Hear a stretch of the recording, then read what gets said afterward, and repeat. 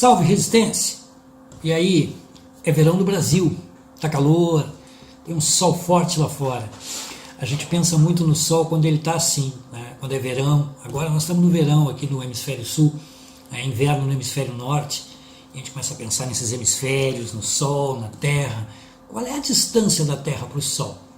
A gente sabe, né? Isso é importante? Pode não parecer importante para nada para você. Mas aí, ó, o GPS que você tem no celular, nesse sistema que você tem que guia você pelas estradas hoje, né, de forma eletrônica, computadorizada, para chegar a tudo isso foi preciso muito cálculo, meu amigo, minha amiga. Foi preciso muita gente correr mundos de papel também. O Mundo de Papel hoje vai falar um pouquinho sobre isso. Eu quero falar muito rápido sobre 2 livros que saíram em 2012. Já tem aí alguns aninhos. E esses livros continuam atuais, bacanas e importantes de serem lidos. Um deles se chama Os Caçadores de Vênus, de uma autora chamada Andrea Wulf, uma indiana. Ela vem se destacando como uma especialista em história da ciência, história do descobrimento, dos inventos e etc. Ela acabou de lançar um livro agora há pouco tempo atrás sobre Alexander von Humboldt. Esse livro do Humboldt é um pouco mais problemático, né? Vamos deixar para comentar ele um outro dia. Eu acho que tem falhas ali e outros colegas têm apontado também problemas nesse livro. Mas Os Caçadores de Vênus é um livro relativamente bem feito, bem trabalhado. Que história que a Andrea conta aqui? Primeiro isso, a Andrea escreve para um público amplo, um público leigo, ela não escreve para um público acadêmico, isso é importante, né? Sempre é bom lembrar isso.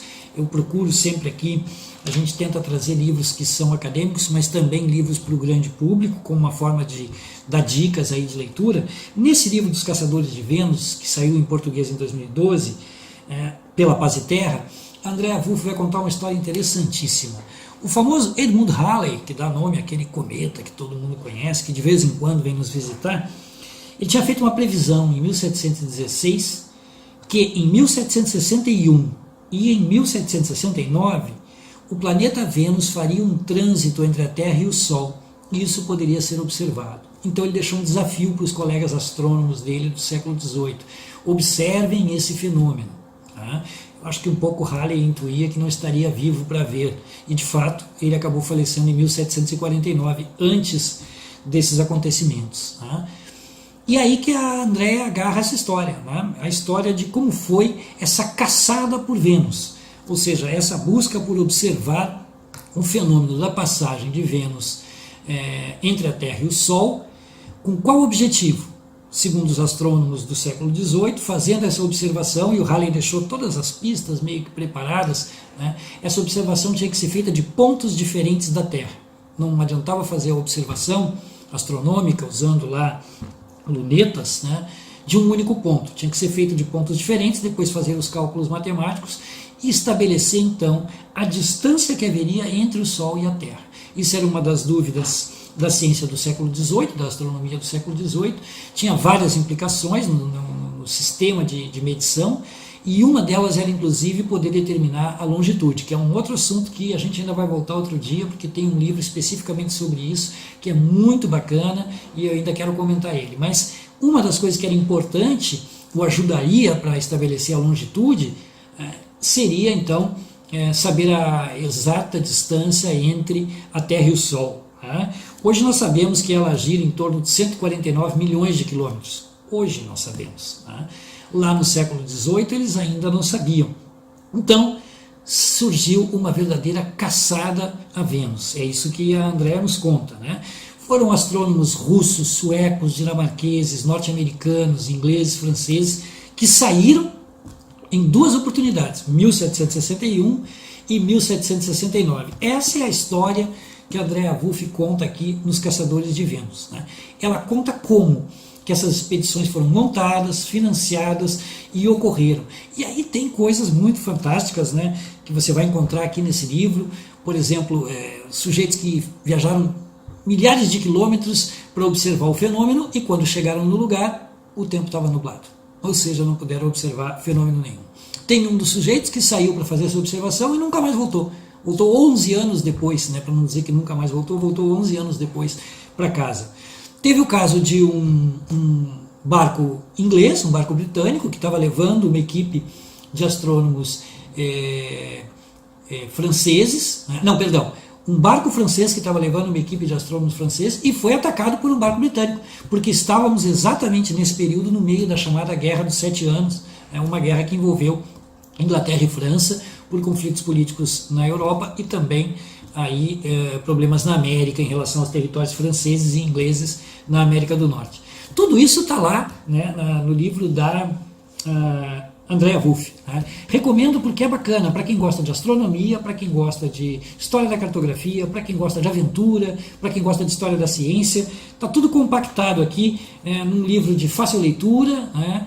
Um livro que tem bastante informação. Então fica a dica, né? Fica a dica aí do Mundo de Papel. Esse tem a cara do Mundo de Papel, né? Porque são esses livros que nos contam histórias, né, que vão mostrar como que o mundo foi sendo conhecido, mapeado, medido, né, para ter hoje os avanços que nós temos na ciência. A segunda dica, que vai na mesma linha, né, é um livro que também saiu em 2012 pela editora Record. Esse, uma obra primorosa, se chama O Chapéu de Vermeer. Né? O estudo do Timothy Brook, o Timothy Brook é um jornalista, especialista em história e é historiador também, né? Ele está fazendo aqui um trabalho baseado na obra de Johannes Vermeer. Johannes Vermeer foi um dos mais importantes pintores holandeses do século XVII. Ele viveu entre 1635 e 1675, basicamente em Amsterdã. Né? E naquela época, na época de vida do Vermeer, Amsterdã era quase que o centro do mundo. Né? Lá era a sede da Companhia das Índias Ocidentais, a Companhia Holandesa das Índias Ocidentais, né, de famosa história, a Companhia das Índias Orientais, havia duas companhias. Né? O que o Timothy Brook faz aqui? Ele pega 5 quadros do Vermeer, 5 quadros e uma porcelana que foi parar nas mãos do Vermeer, né? E ele analisa, a partir dessas 5 obras, o início da globalização, como as informações passavam por Amsterdã e chegavam até as telas do Vermeer. É interessantíssimo, você tem a reprodução das obras aqui no interior do livro, né? Destas obras que vão sendo analisadas capítulo a capítulo. Né? Eu dou 2 exemplos para vocês que vocês vão encontrar aqui. O que dá título ao livro, Chapéu de Vermeer, né? É baseado nessa obra em que o personagem usa um chapéu, é um chapéu de pele de castor. Então, o Brook vai nos contar, e de onde vinha a pele de castor que parava nos chapéus da Europa? Pois vinha das terras da América do Norte, atual Canadá, por toda uma rede de caçadores de pele, de fornecedores, atravessadores, transportadores, que faziam com que essa matéria-prima chegasse à Europa e fossem então confeccionados chapéus que tinham um alto valor e que terminavam na cabeça das elites, né, e que acabavam então em um quadro, né, de Johannes Vermeer.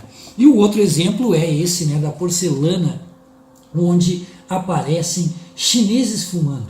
Aqui então, Brook pega mais um gancho e diz: como que o fumo foi parar na China? Segundo os historiadores que trabalham com a mundialização do hábito do tabaco, né, de fumar o tabaco, isso foi resultado da globalização, da expansão europeia do século XVI em diante, né, que fez com que o tabaco corresse mundo e introduziu o hábito no Oriente, na Ásia, e introduziu o hábito na China. Então vai ter um capítulo aqui do Brook especificamente sobre como que o tabaco entra pela costa da China, pela mão dos europeus, e se transforma num hábito. E quem tem a oportunidade de conhecer a China hoje sabe, né? A China é um dos países do mundo hoje onde lamentavelmente ainda mais se fuma, né? Há um número extraordinário de fumantes na China, né? Proporcional à sua já extraordinária população. Então isso é muito preocupante, né? Do ponto de vista da saúde mundial, mas é um hábito que iniciou lá, né, no século XVI, XVII, entre os chineses, pelo contato com os europeus. Então esses 2 livros, embora sejam completamente diferentes um do outro, né, um é sobre circulação no mundo, na Terra, de objetos, de matéria-prima, né, e o outro é sobre exploração para conhecer os astros, a distância da Terra para o Sol, observar fenômenos astronômicos. Eles dialogam. Né? Eles dialogam porque eles são livros que tratam do mesmo período, século XVII, século XVIII, né? Um século de grandes mudanças no pensamento europeu em relação àquilo que depois se transformaria nas ciências, um século de grande importância para a astronomia, para a medição astronômica, para medição da Terra, para estabelecimento de longitudes, que vai acabar acontecendo quase no final do século XVIII, aquilo que para nós hoje é banal, né?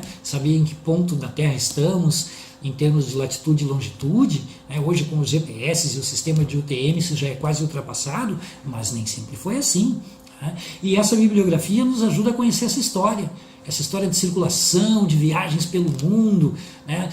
Da época que para você ir da Europa até a Ásia tinha que montar em mula, andar de navio, depois um pouco a cavalo, peregrinar a pé. Agora imaginem esses caras, esses astrônomos que a Andrea nos conta, transportando equipamento astronômico. Estamos falando de lunetas, lentes, com as quais tinha que ter todo um cuidado em relação à temperatura, em relação a não quebrar, né?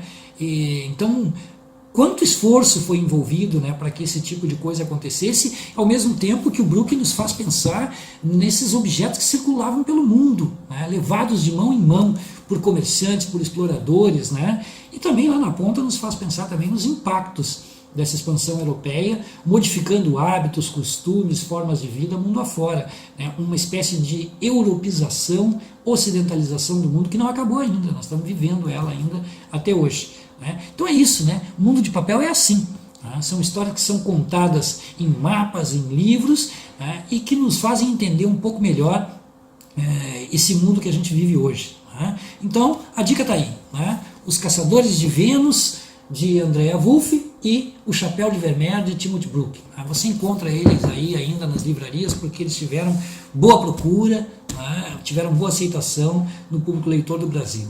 É isso aí, salve resistência, vamos em frente, ninguém solta a mão de ninguém, o mundo de papel fica por aqui. Um abraço.